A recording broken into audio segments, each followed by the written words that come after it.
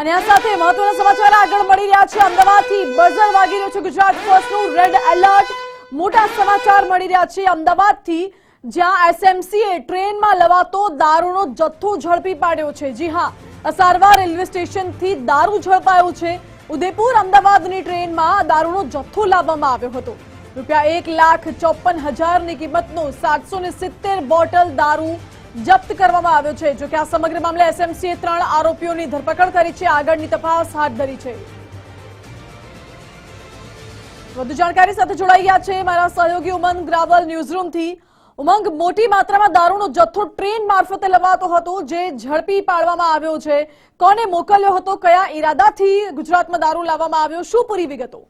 ગુજરાતની અંદર દારૂ પેસાડવા માટે બુટલેગરોની એક લાઈનો ચાલતી હોય છે। લાઈનો થકી કોઈ પણ ભોગે ગુજરાતમાં દારૂ આવે તે પ્રકારના હથકંડા છે બુટલેગરો થકી અપનાવવામાં આવતા હોય છે। પછી સ્ટેટ મોનિટરિંગ સેલે ખૂબ જ મોટી સફળતા મળી છે।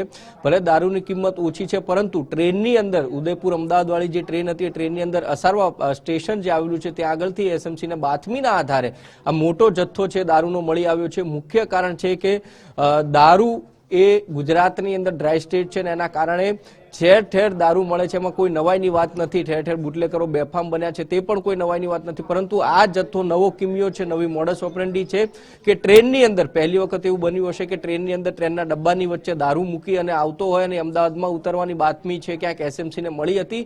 અને એસએમસીએ જ્યારે રેડ કરી, ટ્રેન જ્યારે અસારવા સ્ટેશન જ્યારે પહોંચી હતી ત્યાં આગળ પહોંચે છે ને ત્યારે જ એસએમસીના જ અધિકારીઓ ત્યાં પહોંચી અને તપાસ કરે છે, તો ટ્રેનની અંદરથી લગભગ મોટા જથ્થામાં દારૂ છે મળી આવે છે અને આ દારૂ છે સીઝ કરવામાં આવે છે અને જે આરોપી પકડાયો છે એનો ઓઢો પોલીસને સોંપવામાં આવે છે અને વધુ કાર્યવાહી છે હાથ ધરવામાં આવી છે।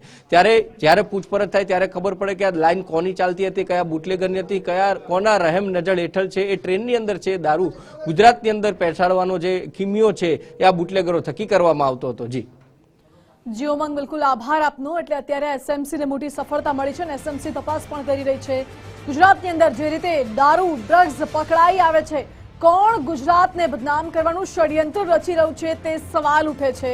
અને ગુજરાતમાં દારૂબંધી છે તો શું માત્ર કાગળ પર, તે પણ સવાલ છે। જો કે આ મોટી કાર્યવાહી એસએમસીને સફળતા મળી છે।